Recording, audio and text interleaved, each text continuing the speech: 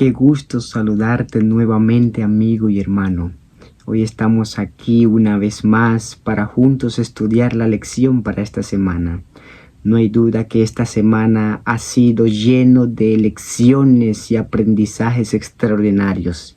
Y el propósito de la lección para esta semana es guiarnos, encaminarnos al mayor ejemplo que podemos tener como seres humanos, y es el ejemplo de Jesús.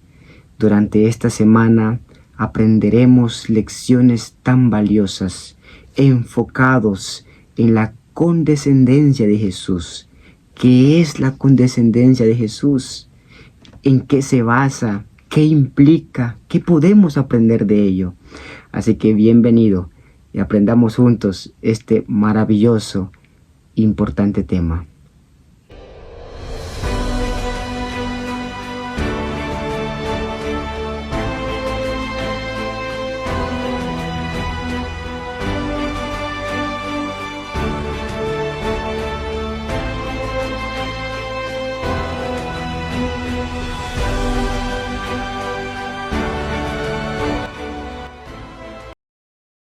Durante el estudio que hemos hecho en las lecciones anteriores, hemos estado aprendiendo especialmente sobre el libro de Filipenses. Ese ha sido el estudio en el cual hemos estado centrados, aprendiendo las lecciones de la iglesia de Filipos.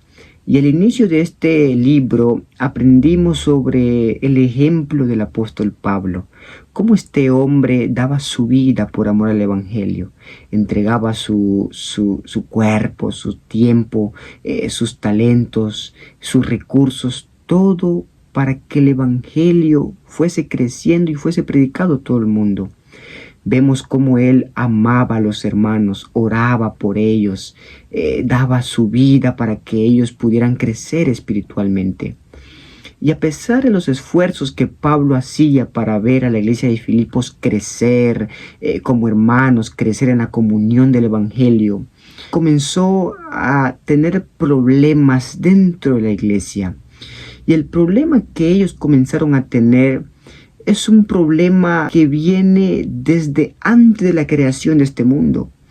Y el problema que estaba afectando a la iglesia de Filipos fue un problema acerca de la desunión. Comenzaron a tener rivalidad, envidia, egoísmo, y comenzaron a tener problemas entre los hermanos. Y tú sabes que un carbón, cuando está fuera del fuego, se apaga rápido, no porque sea débil, sino porque está solo. Y es lo que pasa en el cristianismo. Unidos estamos ardiendo, pero separados nos enfriamos. Y ese fue el problema en la iglesia de Filipos. Pero ese problema comenzó desde antes.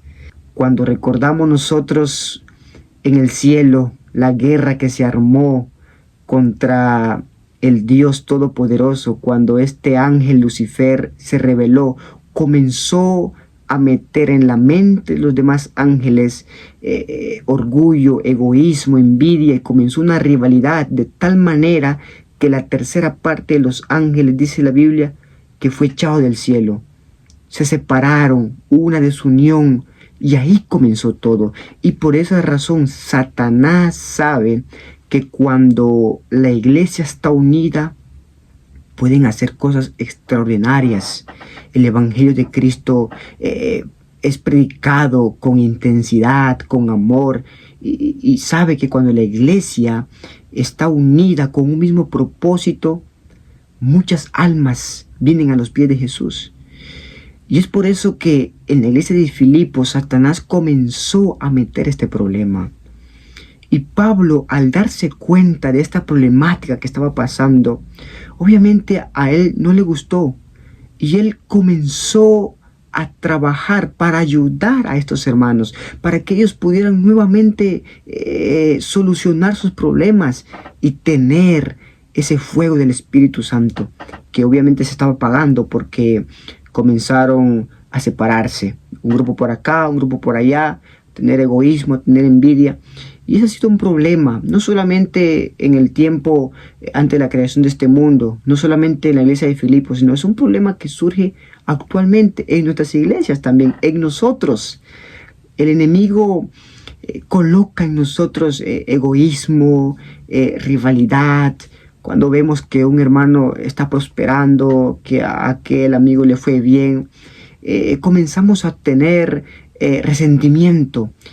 Y obviamente a Satanás le interesa que nosotros podamos tener esos sentimientos malos, podamos tener ese espíritu de ver a los demás menos que nosotros, porque él sabe que eso nos hace enemigos de Dios, porque lo que Dios anhela es que podamos amarnos unos a otros, y cuando tenemos esos sentimientos estamos desobedeciendo a lo que el Señor manda.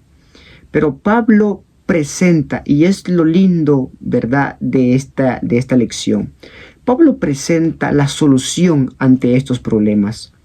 A continuación veremos a la luz de la palabra de Dios cuál fue el remedio que Pablo les presentó a estos hermanos. ¿Cuál fue la solución ante la rivalidad, ante el egoísmo, ante el problema que estaba pasando en la iglesia de Filipos? Yo creo que leamos el libro de Filipenses. Abre tu Biblia conmigo. El libro de Filipenses capítulo 2, el versículo número 1 en adelante. Leamos lo que dice este versículo. En ese versículo Pablo comienza a presentar una lista de solución, de remedios, de medicina, para que nosotros podamos dejar a un lado las rivalidades, el egoísmo, la envidia. Dice el versículo número 1. Por tanto, si hay algún consuelo en Cristo, si algún estímulo de amor, si alguna comunión del Espíritu, si algún afecto entrañable, si alguna misericordia. En ese versículo hay una lista muy impresionante y tan esperanzadora para nosotros. Pablo inicia diciendo que él desea que nosotros como cristianos podamos encaminarnos. En primer lugar dice, si hay algún consuelo en Cristo. Lo primero que Pablo coloca en esa lista de medicina contra la desunión, contra la rivalidad, es el ejemplo de Jesús. Porque no hay mayor ejemplo que nosotros podemos tener en esta vida que el ejemplo de Jesús, nuestro Maestro. Pablo dice y él presenta que el primer ejemplo que nosotros podemos seguir, la medicina central, es Cristo Jesús, es el ejemplo de Jesús. Pablo utiliza el ejemplo propio del Maestro, porque el ejemplo de Jesús es la mayor motivación que nosotros podamos tener como cristianos. Porque cuando vemos la manera como Jesús vivió en este mundo, nos motiva a ser como Él. La manera como Él nos enseñó a tratar a otros, a vivir con otros, ese ejemplo es el mayor ejemplo que nosotros podemos ver y seguir. Por eso Pablo coloca en primer lugar el ejemplo de Jesús. Y luego Pablo coloca otro ejemplo enfocado en Jesús, pero ahora relacionado con el amor. Esa es una medicina tan poderosa contra la envidia y la rivalidad que podemos tener nosotros como seres humanos. Dios es amor. Y Él nos ordenó en su palabra que nos amemos unos a otros. Y Pablo sabía que eso era lo que necesitaban estos hermanos. En primer lugar tenían que ver el ejemplo de Jesús, y al ver a Jesús se iban a dar cuenta de que Jesús es un Dios de amor. Y que Él, así como nos ama a nosotros, Él desea que nosotros también nos amemos los unos a los otros. Pero también Pablo presenta que necesitamos también una ayuda poderosa, y es la ayuda del Espíritu Santo. Oh, cuánta necesidad tenemos nosotros del Espíritu Santo. ¿Por qué a veces nosotros nos portamos muy mal contra Dios, contra nuestros hermanos? ¿Por qué a veces nosotros abrigamos sentimientos de odio, de egoísmo contra los hermanos de nuestra iglesia? Simple y sencilla razón, porque no tenemos el Espíritu Santo. Es el Espíritu Santo quien nos guía y nos ayuda a tener esos frutos de amor, de benignidad y de compasión con los demás. Porque si no tenemos al Espíritu Santo, automáticamente tenemos el espíritu del engañador, de Satanás. Y ahí comenzamos a tener las obras de la carne. Por esa razón la Biblia dice en Gálatas que la rivalidad es una de las obras de la carne. Y cuando hay rivalidad en nosotros, estamos teniendo obras de la carne, lo contrario a las obras del Espíritu. Y Pablo anhelaba que los hermanos tuviesen las obras del Espíritu Santo. Y la única manera era tener al Espíritu Santo. Por eso Pablo dice, si alguna comunión del Espíritu, es indispensable el Espíritu Santo en nuestra vida. Él es el quien nos guía, que nos ayuda para tener amor y tener unión en la iglesia. Pablo sigue diciendo que es importante también la compasión. Y el mayor ejemplo de compasión que tenemos nosotros y que podemos encontrar en la Biblia es Cristo Jesús. Esta característica es única en Jesús. Él se entregó a sí mismo por nosotros. A pesar de lo duro que fue para Jesús pasar por todo lo que pasó, Él lo hizo porque nos ama, porque nos tiene una compasión tan grande que Él no quiso que nosotros estuviéramos perdidos, sin rumbo y sin dirección. Y es por eso que Pablo presenta que también nosotros tenemos que tener ese mismo sentimiento hacia nuestros hermanos, ser compasivos con otros, ver a otros con amor, con compasión, con misericordia. Tenemos el ejemplo del buen samaritano, como este hombre, al ver que el otro estaba sufriendo, lo ayudó. Y a veces nosotros nos cuesta seguir ese ejemplo. Somos tan egoístas que velamos por nuestro bienestar. Queremos más y más nosotros cuando quizá hay otro hermano que lo necesita. Pero es por esa razón que Pablo presenta esta lista y él dice que si nosotros tenemos esto, podremos estar unidos, tener un mismo sentir, un mismo propósito. Y es lo que sigue diciendo el verso. Pablo dice, completad mi gozo, dice, sintiendo lo mismo, teniendo el mismo amor. Qué impresionante es ver cómo Pablo estaba tan interesado en la unidad. Él sabía que la unidad es un tema tan importante, indispensable para llevar a cabo la obra del Evangelio. Porque si estamos separados, no podemos hacer nada.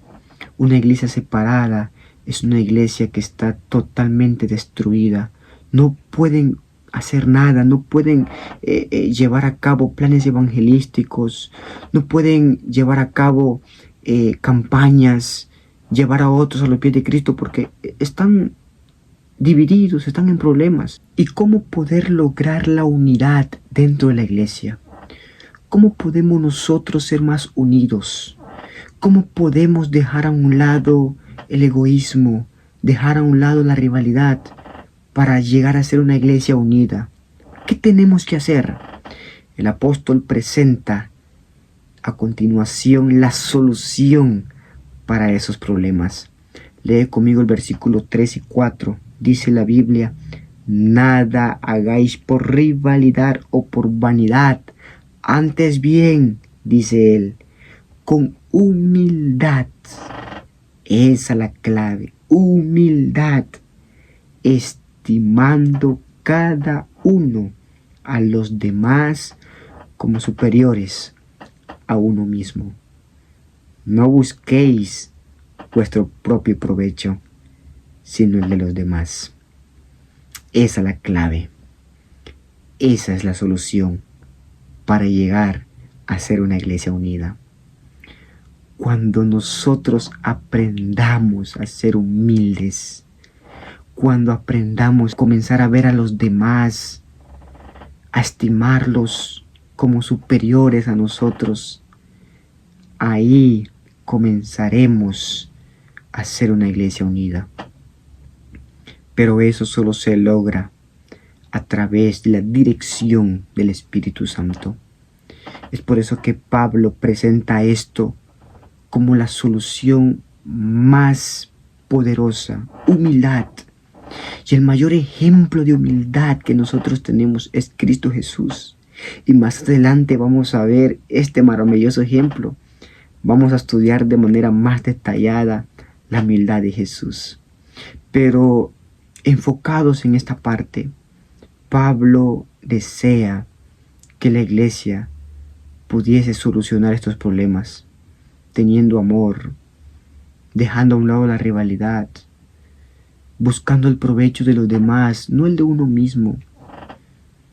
Y de esa manera la iglesia pudiese llegar a ser unida y sentir lo mismo, el mismo propósito, el mismo plan, y llevar a cabo para que el Evangelio de Cristo fuese predicado a toda nación, tribu, lengua y pueblo. Pero solo el Espíritu Santo puede calmar toda agua amarga que hay dentro de la iglesia. Solo el Espíritu Santo, Él es la base, Él es la fuente de la unidad. Cuando tenemos nosotros la misma fe y el mismo conocimiento de la palabra de Dios, ahí el Espíritu Santo comienza a obrar en nuestra vida y a ser más unidos. Pero somos conscientes también que estamos en un mundo lleno de pecado y lleno de tanta basura, información, medios de comunicación que llenan nuestra mente de tantas cosas, de tal manera que nuestra mente llega a ser una mente tan destruida. Dios, en su infinito amor, nos creó con una capacidad mental superior a la de una computadora, a de un teléfono celular. Tenemos una mente tan poderosa que si depende de nosotros si lo usamos para bien o lo usamos para mal. Pero lo que Pablo anhela es que nosotros podamos de alguna manera tener una mente espiritual. ¿Cómo yo logro tener una mente espiritual en este mundo lleno de tantas cosas malas, de tantos videos en las redes sociales que solamente llenan mi cabeza de odio, de rencor, de problemas? ¿Cómo llegar a tener la mente de Cristo? Una mente que pueda honrar a Dios, que pueda ser una mente tan unida al de Cristo para poder seguir su ejemplo. Filipenses capítulo 2, versículo 5 dice Pablo: haya pues en vosotros, en usted, haya pues en mí el mismo sentir que hubo también en Cristo Jesús. Nosotros solos no podemos cambiar nuestra mente, no podemos cambiar nuestro corazón. Eso solamente es obra del Espíritu Santo. Nosotros necesitamos ser transformados por el poder de Dios. Nuestra mente es una mente tan contaminada que la Biblia dice que de la abundancia del corazón habla la boca. Y cuando la Biblia habla de corazón, está hablando de la mente. Engañoso es el corazón, engañosa es la mente. Es decir, nuestra mente forma un papel fundamental, importante en nuestro crecimiento y en nuestra relación con los demás. Si tenemos una mente carnal, no podremos amar a otros y no podremos fomentar unidad. Cuando aprendamos y alcancemos tener la mente de Cristo, una mente humilde, cuando aprendamos y dejemos que el Espíritu Santo transforme nuestra mentalidad, nuestro corazón. De esa manera nosotros llegaremos a tener el mismo sentir que hubo en Cristo Jesús. Por eso Pablo en Romanos capítulo 12, versículo 2, hace un llamado tan poderoso. No os conforméis a este mundo. No está diciendo que no nos juntemos con la gente del mundo, no, sino no tenemos que pensar como el mundo, sino tenemos que ser transformados por medio de la renovación de nuestro entendimiento.